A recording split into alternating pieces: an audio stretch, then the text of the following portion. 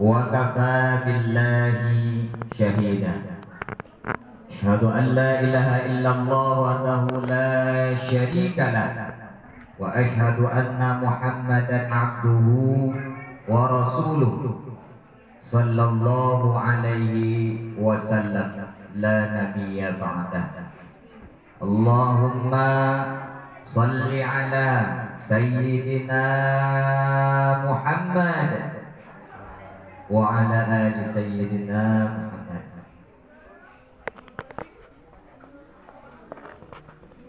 Adapun yang saya hormati Bapak Kepala Sekolah atau yang mewakili, dan seterusnya yang saya hormati bapak-bapak, ibu-ibu majelis guru, dan seterusnya orang tua, wali murid, beserta anak-anak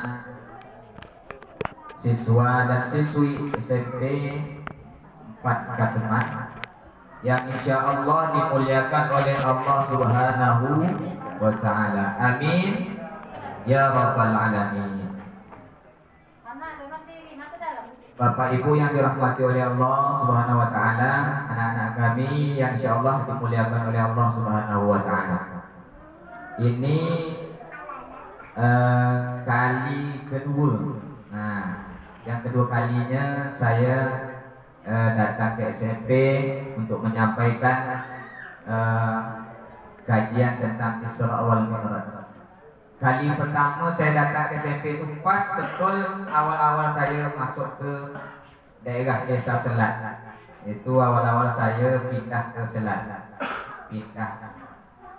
Dan macam kata baru datang lah. Baru masuk ke daerah Selat. Pertama kali, tak pernah seumur hidup ke Selat. Nah itulah tahun kemarin Isra wal Mi'raj. Nah ini yang kedua kali, berarti dari Isra wal Mi'raj kemarin sampai ini sekarang berarti dah tak terasa 1 tahun berjalan, tak terasa macam rasa baru kemarin je. Begitu cepat rasa waktu yang dirasakan. Baru kemarin rasa dah tiba lagi Isra wal Mi'raj, dan tak lama lagi juga kita akan masuk bulan suci Ramadan. Nah, dari cerita saya tadi itu, untuk apa sebenarnya Allah jadikan waktu demi waktu, hari berganti hari, bulan berganti bulan, detik berganti jam? Untuk apa? Kata Allah, wa tilkal ayyamu nudawiluha bainan nas. Allah demikianlah kami pergantikan, kata Allah, hari berganti hari, bulan berganti bulan, tahun berganti tahun di hadapan manusia. Bainan nas, di hadapan manusia. Untuk apa kata Allah? Liya'lamallahu alladhina amanu. Allah itu tak mengetahui siapa yang imannya hari ini masih ada di dalam badan dia.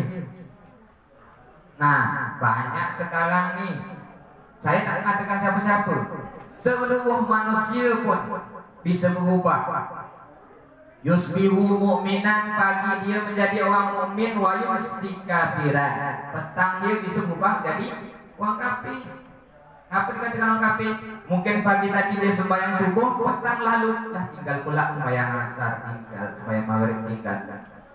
Kalaulah tinggal sembahyang, apa kata hadisnya? Hadis Rasulullah menyampaikan, man tarakas shalah faqad kafara. Siapa yang meninggalkan sembahyang dengan sengaja nih, dan catatan dia dengan sengaja, bukan karena dia memang cari nafkah ke laut. Cari nafkah ke laut jari itu apakah sengaja? Tidak. Karena memang dia harus menafkahi keluarga dia. Ada yang dinafkahi, nafkah itu ibadah, termasuk ibadah juga. Bukan hanya sholat tadi ibadah, nafkah, mencari nafkah itu ibadah. Dia pergi ke laut.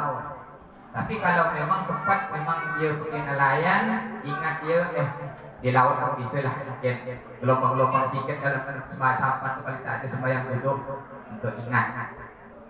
Nah itulah tadi Allah pergantikan hari demi hari, setiap hari kita tak terasa aja. Baru tahun kemarin raya lah, raya lagi. Baru tahun kemarin Isra Mi'raj, dah Isra Mi'raj lagi. Dekat betul rasanya, dekat. Jadi hari itu tak terasa, semakin dekat waktu tak terasa. yang hari ini nampaknya anak-anak masih tengoklah tak terasa di tahun depan dia akan jadi bapak-bapak. Kemarin nampak ini mungkin masih santri, masih siswa di SMP. Sekarang tak lama lagi tak tamat pula SMK. Tak terasa.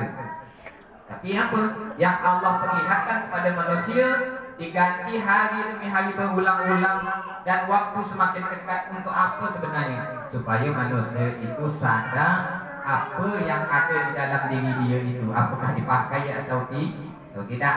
Kenapa? Nanti setelah kita meninggal, kita ditanya, disoal. Kaki anak Adam itu tak akan bergerak sebelum dia soal pada tempat yang dia telah ditetapkan oleh Allah di padang mahsyar. Engkau berdiri sini. Ini bahasa kita je ni. Kata Allah berdiri sini. Hai Abdurrahman kata, kau tegak di situ dulu. Belum boleh mana-mana sebelum aku soal apa pekerjaan kau di dunia. Itulah keluar makanya ayat yang di dalam surat Yasin itu. Apa dalam surat Yasin? Dikatakan dalam surat Yasin itu dah jelas dijelaskan oleh Allah dengan firman Dia di dalam surat Yasin. Jadi seluruh mulut kita ini di dalam surat Yasin itu jelaskan tak bisa bercakap.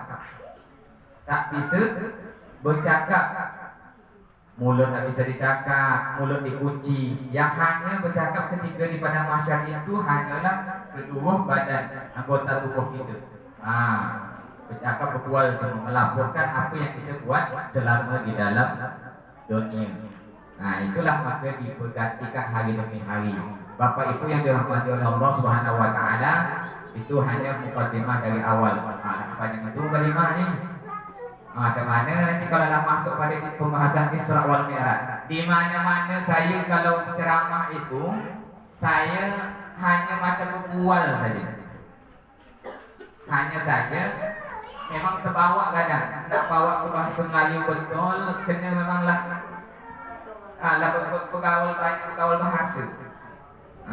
Pernah juga kadang-kadang bercakap tu terbawa pula bahasa, kebiasaan sehari-hari itu bahasa Minang, terbawa bahasa Minang. Padahal orang Melayu, kena memang dari kecil. Jadi Bapak Ibu yang dirahmati oleh Allah Subhanahu Wa Taala, yang bagus dia kalau nak bercerita tentang Isra wal Mi'raj Nabi Muhammad sallallahu alaihi wasallam, kalau menurut saya kalau kondisi dia kita memang di lingkungan siswa, hendaknya kau dapat yang belakang tu sini. Yang bujang-bujang tu di sini kau dapat dia. Ini kosong juga kan? Berduduk depan sini. Yang bujang-bujang tu sini aja. Jadi agak tengah tahu sejarah dia yang saya sampaikan. Kalau saya cerita masalah hari besok kita nak mati, kalau nak mati bekal itulah orang dua-dua banyak. Tapi kalau bercerita tentang sejarah nanti Isra wal Mi'raj itu ni supaya tahu anak-anak Ustaz. Ya. Kadang-kadang kalau lah jauhannya tak dengar juga. Tak dengar. Bapak Ibu yang dirahmati oleh Allah Subhanahu Wa Taala, ni paling-paling agak 10 menit lagi sudah ni. Laku belum. Dia lama sangat. Bapak Ibu, kalau kita bercerita tentang Isra wal Mi'raj Nabi Muhammad sallallahu alaihi wasallam, yang perlu kita ingat adik-adik adalah yang perlu kita tengok dan kita baca. Kalau memang suka baca buku, ada buku dulu tentang perjalanan sejarah Isra wal Mi'raj. Namun sebelum itu kita harus tahu dulu, apakah Rasulullah itu diperjalankan itu langsung pada malam hari yang dijelaskan dalam ayat Al-Quran tadi. Bismillahirrahmanirrahim. Subhanalladzi asra bi'abdihi lailan minal masjidil haram ilal masjidil aqsa. Apakah memang langsung dia diberangkatkan pada malam hari itu langsung dari Masjidil Haram Mekah ke Masjidil Aqsa Palestina? Tidak. Sebelum peristiwa itu Allah uji dulu. Allah uji. Apa dengan ujian kepada baginda Nabi Muhammad sallallahu alaihi wasallam? Rasulullah sebelum di Isra Mi'raj kan Rasulullah diuji dengan ujian yang banyak, yang betul-betul ujian. Salah satunya Rasulullah berdakwah Rasulullah menyampaikan dakwah di mana? Di kota Mekah pertama, jelas. Rasulullah berdakwah di kota Mekah. Macam sekarang ini, kita berdakwah di SMP. Banyak. Nah, murid-murid Ustaz tak terima. Di belakang kita apalah tadi. Tahap cerita dia yang dakwah dia, tahap yang disampaikan seperti itulah. Tetapi pada zaman Rasulullah tak cukup macam itu. Rasulullah tengah berdakwah pun Rasulullah itu dilempar dengan tai kotoran, tai unta, dengan kayu, dengan batu, dengan tulang unta. Apa pun yang nampak depan Tuhan dilempar pada Rasulullah. Tengah dakwah ini nak dilempar, tengah menyampaikan. Apa tujuan Rasulullah? Rasulullah itu hanya ingin penduduk Mekah ketika itu bersyahadat asyhadu an la ilaha illallah. Hanya nak ingin supaya masuk Islam ini.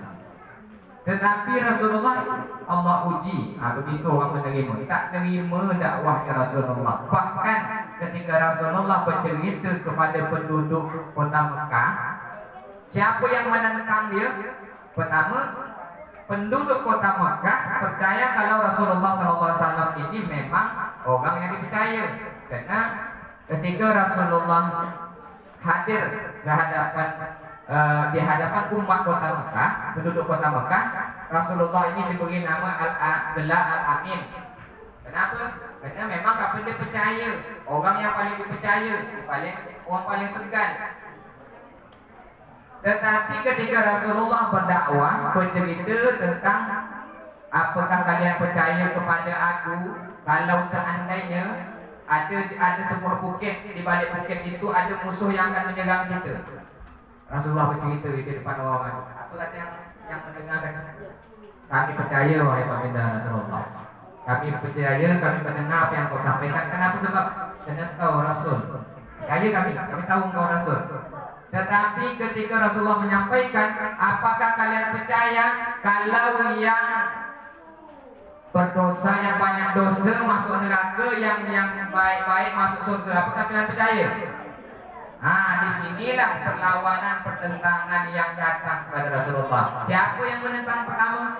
Bukan dari orang lain, bukan dari kalangan jemaah atau yang menentang pertama keluarga sendiri, paman dia. Paman Rasulullah, siapa nama dia? Abu Lahab. Abu Lahab yang menentang pertama. Apa kata dia? Setelah mendengar Rasulullah mengatakan, siapa yang banyak dosa masuk neraka, siapa yang percaya pada aku masuk surga. Apa kata Abu Lahab? Dia yang menentang pertama. Tabat laka ya Muhammad. Celaka kau Muhammad, kata paman dia. Paman dia sendiri. Langsung turun dibalas oleh Allah dengan ayat yang ada di dalam surat Al-Lahab. Itulah maka turun surat itu. Allah balas tabat yada abi lahabin wa tab. Allah langsung balas dengan firman dia. Celaka kau Abu Lahab, katanya. Dibalas oleh Allah. Kenapa? Kerana perkataan Abu Lahab yang seperti itu, maka Allah balas dengan surat Al-Lahab itu. Kata dia, celaka taban laka ya Muhammad, kata dia, celaka kau Muhammad, kata dia. Engkau memutuskan katakan ada orang berdosa masuk neraka. Kau tak percaya, tak yakin. Padahal apa dia tahu kalau Rasulullah adalah seorang yang digelar Al-Amin, seorang amanah, seorang yang dipercaya. Namun sesudah itu Rasulullah setelah dakwah dia tidak hidup, seorang pun tak ada nerima di kota Mekah. Rasulullah pindah dari Mekah ke kota Taif. Ini sebelum Isra wal Mi'raj. Kan kamu cerita ni, Bapak Ibu. Jadi setelah dakwah dia tidak diterima di Mekah, Rasulullah pindah ke daerah Taif. Apa namanya, Bu? Daerah Taif. Nah, sampai di situ Rasulullah ke Taif itu tak pakai macam sekarang ni, pakai Honda, tidak. Tak pakai kenderaan, pakai jalan kaki. Jauh tu, kalau kilometer 100 meter dari Mekah itu. 100 meter jauh jarak Mekah dengan kota Taif. Jalan kaki Rasulullah. Diam-diam berjalan. Kenapa berjalan kaki? Supaya kalau seandainya naik dia naik unta. Ketika itu kan orang kenderaan pakai unta zaman Rasulullah. takut dicurigai. Orang curiga nanti ya, jangan-jangan Rasulullah nak melarikan diri ini, nak melarikan diri dari kaum nih. Nah, tapi Rasulullah supaya tidak dicurigai, Rasulullah jalan kaki, berjalan kaki nak ke kota Taif, nak nyampai ke dakwah itulah tadi tentang bersyahadat kepada Allah Subhanahu wa taala. Sampai di kota Taif Rasulullah tidak juga diterima dakwah dia. Tak diterima. Rasulullah dicaci, dilempar sampai akhirnya kaki Rasulullah itu luka, berdarah kakinya. Basah seluruh sendal dia, kena darah yang cucur dari kaki dia tadi yang luka. Ketika itu Rasulullah datang malaikat Jibril. Kata malaikat Jibril, wahai baginda Rasulullah, kalau seandainya saja setitik saja darah di kaki engkau menetes ke tanah, aku yang akan membalas dia. Seandainya engkau minta Rasulullah, di hadapan kau ini ada dua bukit yang tinggi, yang besar bukit ini, aku angkat. Kalau memang kau minta, aku angkat dua bukit ini, aku himpitkan kepada orang-orang yang menghina engkau. Apa balas Rasulullah? Rasulullah itu dia tidak, orang itu tidak berdendam. Dia tak macam kita. Kita dia orang kita balas dengan itu. Kita kata orang kata kita kata orang. Itu kalau kita yang manusia biasa. Tapi baginda Rasulullah mengajarkan tidak begitu. Malah dia doakan. Rasulullah tidak tahan dengan pedih kaki yang dia rasakan. Rasulullah itu akhirnya menghindar dari serangan orang Taif. Dia mundur, berjalan perlahan-lahan, dia mengelak daripada ramainya orang yang menyerang dia tadi itu, melempar dengan batu, dengan kayu tadi itu. Dia berpindah, bersembunyilah dia, lari, bersembunyi pada bukit untuk menghindar. Karena sudah terasa pedih kaki tadi. Akhirnya Rasulullah di situ dia menghadap Allah, berdoa, nangis.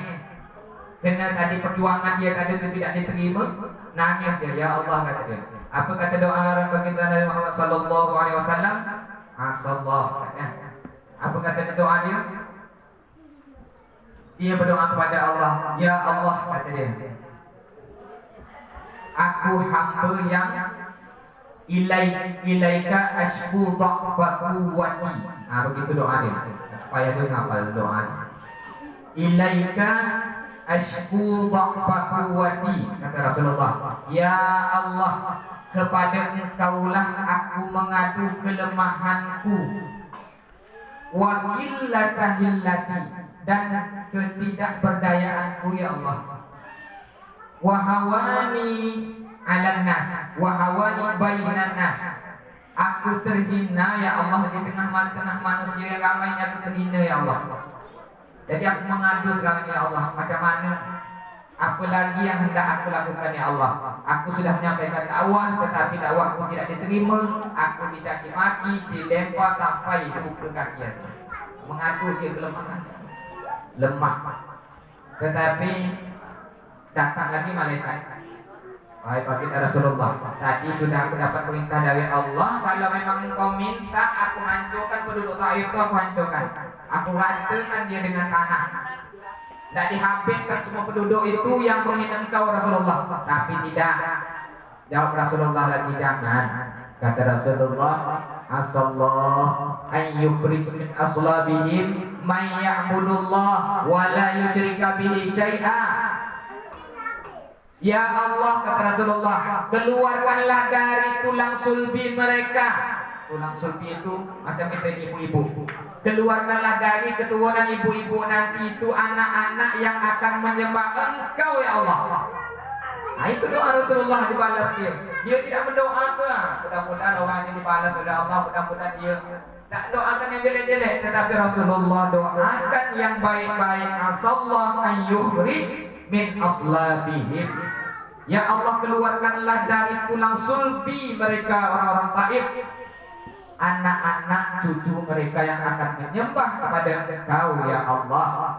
Jangan kau lahir-lahirkan orang-orang yang tidak mau menyembah kepada engkau, tetapi engkau berilah keturunan kepada penduduk Taif ke depannya supaya untuk menyembah kepada engkau. Akhirnya doa Rasulullah didengar oleh Allah. Alhamdulillah, sampai hari ini penduduk Taif itu tak ada yang boleh dikatakan 100% di Islam semua. Mudah-mudahan ibu-ibu nanti yang hadir di sini, bapak-bapak yang hadir, mudah-mudahan kalau memang diberi umur panjang, bisa naik haji, bisa umrah nanti, singgahlah ke Kota Taif itu. Di sana orangnya diceritakan memang semuanya pergi ke sana tu untuk begitu dia tunduk pada orang-orang yang datang ke sana. Begitu dia setelah daripada doa Rasulullah dapat berkah dari doa baginda Nabi Muhammad sallallahu alaihi wasallam. Bapak Ibu, sebelum ini masih lagi sebelum juga masuk pada Isra wal Mi'raj. Masuk kita kepada ulangnya Rasulullah dari Kota Taif. Ini memang saya kalau Isra wal Mi'raj atau Maulid Nabi saya ceramah, itu makanya mungkin kalau banyak orang tak suka lah. Karena saya kalau ceramah itu saya sesuai dengan judulnya aja, dengan sesuai harinya, dengan sesuai bulannya aja. Saya tak pandai sangat ceramah yang membuat orang ketawa, yang agak lucu-lucu itu tak berapa paham, tak berapa pandai. Tak pandai sangat melucu. Cuma muka saya aja yang agak lucu kan. Jadi kalau kual saya tak berapa pandai saya melucu. Cuma saya sesuai dengan kita tentang Isra Mi'raj itu aja saya dengan kisah itu aja saya kisahkan. Jadi kalau seandainya memang didengar, dipahami, dapatlah kita ilmu dan sejarah dia. Bapak Ibu yang dirahmati oleh Allah Subhanahu wa taala, jadi kita isilah sedikit dengan selawat. Jadi selawat ini saya mungkin kita sering tiap hari dengar selawat, tetapi juga baiknya diamalkan selawat ini. Pendek selawatnya, tak panjang-panjang. Selawat ini diamalkan kalau bisa setiap habis sembahyang. Habis sembahyang itu amalkan. Sekurang-kurang sekali aja baca. Tapi kalau tidak lebih bagus, lebih afdal, lebih dapat sunnah dan pahalanya 40 kali. Apa selawatnya? Kalau dapat ikut sama-sama. Selawatnya Sallallahu wasallam ala nabi sayyidina Muhammadin wa alihi wa sahbihi ajma'ina. Sallallahu wasallam ala nabi sayyidina Muhammadin wa alihi wa sahbihi ajma'ina. Ini ulang-ulang terus. Apa fadilah dia Ustaz? Ada fadilah dia setelah nanti Bapak Ibu adik-adik kami nanti atau balik ini kita tak tahu kan, atau balik ini kita dijemput oleh Allah, mana tahu itu. Tetapi dengan selawat ini satu kali saja kita baca, yang kita dapat nanti ketika kita masuk ke dalam liang lahat. Ada di situ yang diberi rahmat, diberi oleh Allah, ada malaikat rahmah. Dia datang, apa kata dia? Beritahu kepada malaikat yang akan menyoal, akan nanya tentang nanya marabbuka, siapa Tuhan kau. Kalau tak dapat jawab, habislah gitu kan. Tetapi dengan pengamalan salawat ini, kata Rasulullah, fadilah dia, insya Allah kita akan terbebas daripada soal-soal yang di dalam besar pahala yang kita dapat ngelak. Ustaz, kalau gitu saya selawat aja lah Ustaz, saya sembahyang lagi. Tak juga. Tak juga. Kan tahu, dengar dia dari tadi itu. Itulah gunanya ibu-ibu. Bagus nih sebenarnya buat yang kecil-kecil ini nih. Dari kecil inilah dia dibawa. Mana tahu kita dah besar nanti, Ustaz tak ada lagi dia pula yang matikan. Amin. Kita doakan anak-anak ini besok jadi semua. Yang belakang itu walaupun dia sambil itu putasan atas sini nih. Besok-besok kita tak tahu. Mungkin yang sekolah hari ini rambut dia bercat merah, kita katakan kau degil. Tapi kita mana tahu dia ke depan. Tak tahu, ada yang tahu. Kerana yang kita lihat anak-anak kita hari ini mungkin gini, kelakuan dia degil macam gini. Itu makanya ibu, janganlah kita kadang marah anak, kadang-kadang ya sekadar asyik menguncung kita aja. Saya bukan anak orang, mak saya sendiri lah. Waktu saya kecil, kalau degil sikit kata. Bahkan yang pernah dengar hantu betul. Marah kan itu balik kita berenang baju foto baju sekolah lah foto celana foto. Emang kata emang anak hantu. Tapi kalau anak hantu mak dia, mak dia setan. Itulah makanya kalau ibu-ibu marah anak, ya marah. Itulah dengar-dengar juga guru-guru kita kan, ustaz yang besar itu ceramah pasti gitu. Yang doa kan. Jadi apa yang kita keluar dari mulut kita bukan saja orang tua yang melahirkan anak, tidak, guru. Karena saya guru juga ngajar kan, guru juga. Guru kalau marah, kalau emang tak marah betul, tahanannya dah mati. Sampai menggigit kan, bukan gigi sikit kan marah. Jangan sampai kita melepaskan marah itu dengan murid kita, dengan siswa kita, memang itu ucapan yang tidak baik. Sikit dan apa, sikit-sikit.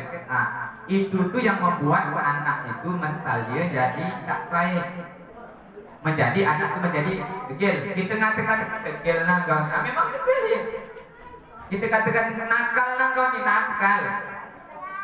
Jadi apa yang ucapan? Jadi ternyata setelah ditengok, memang ucapan yang paling bahaya itu adalah ucapan seorang ibu, seorang perempuan. Kalau rumah tangga tu ucapan bini hati-hati tu. Pada wanita. Ucapan bini hati-hati. Ya.